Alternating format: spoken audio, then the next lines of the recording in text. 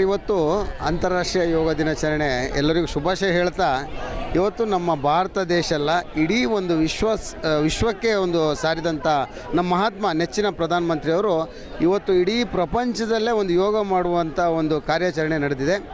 ಈ ಒಂದು ಕೆಲಸದಲ್ಲಿ ನಮ್ಮ ಮಹಾಲಕ್ಷ್ಮಿ ವಿಧಾನಸಭಾ ಕ್ಷೇತ್ರದಲ್ಲಿ ನಮ್ಮ ನೆಚ್ಚಿನ ಶಾಸಕರು ಮಾಜಿ ಸಚಿವರಾದ ಗೋಪಾಲಣ್ಣವರ ನೇತೃತ್ವದಲ್ಲಿ ಹಾಗೂ ಪೂಜ್ಯ ಗುರುಗಳಾದ ಮುಕುಂದರಾವ್ ಅವರ ನೇತೃತ್ವದಲ್ಲಿ ನಾವೆಲ್ಲ ಇವತ್ತು ಶಂಕರಮಠ ಆಟದ ಮೈದಾನದಲ್ಲಿ, ಸ್ವಾಮಿ ವಿವೇಕಾನಂದ ಆಟದ ಮೈದಾನದಲ್ಲಿ ಸಾವಿರಾರು ಜನರ ಜೊತೆಯಲ್ಲಿ ನಾವು ಯೋಗ ಮಾಡಿದ್ವಿ.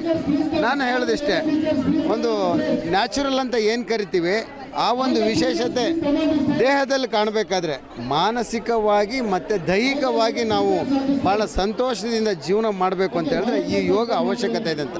ನಾವು ಕೂಡ ಇವತ್ತು 1 ಗಂಟೆಗಳ ಕಾಲ ಇವ್ರ ಜೊತೆಲಿ ಯೋಗ ಮಾಡಿದ್ವಿ. ಮನಸ್ಸಲ್ಲಿ ಬಹಳ ಒಂದು ಚೇತನ ಆಯಿತು, ಮನಸ್ಸಿಗೆ ಒಂದು ಉಲ್ಲಾಸ ಸಿಕ್ತು. ನಾನು ಹೇಳೋದಿಷ್ಟೇ, ನಮ್ಮ ಆರೋಗ್ಯ ಬಹಳ ಇಂಪಾರ್ಟೆಂಟ್ ಜೀವನದಲ್ಲಿ. ಆ ಆರೋಗ್ಯ ಬೇಕು ಅಂತ ಹೇಳಿದ್ರೆ ದೈನಂದಿನ ಜೀವನದ ಒಂದು ಇತಿಹಾಸದಲ್ಲಿ ನಾವುಗಳು ಯೋಗವನ್ನು ಮಾಡ್ಕೊಂಡು ಬಂದು ಬೇರೆಯವರಿಗೂ ಇದ್ರದ್ದೊಂದು ಮಾರ್ಗದರ್ಶನ ಮಾಡೋದ್ರಲ್ಲಿ ಅರ್ಥಪೂರ್ಣವಾಗಿರುತ್ತಂತೆ ಈ ಸಂದರ್ಭದಲ್ಲಿ ಹೇಳಕ್ಕೆ ಇಷ್ಟಪಡ್ತೀನಿ. ಇವತ್ತು ಯೋಗ ದಿನದಲ್ಲಿ ಪ್ರತಿಯೊಬ್ಬರು ಬದಲಾವಣೆ ಆಗಲಿ, ನಮ್ಮ ದೇಶದಲ್ಲಿ ಸಂಪೂರ್ಣವಾಗಿ ಯೋಗಪಟುಗಳಾಗಿ ಅವರ ಜೀವನವನ್ನು ನಡೆಸಲಿ ಅಂತ ಈ ಸಂದರ್ಭದಲ್ಲಿ ಶುಭ ಹಾರೈಸ್ತೀನಿ.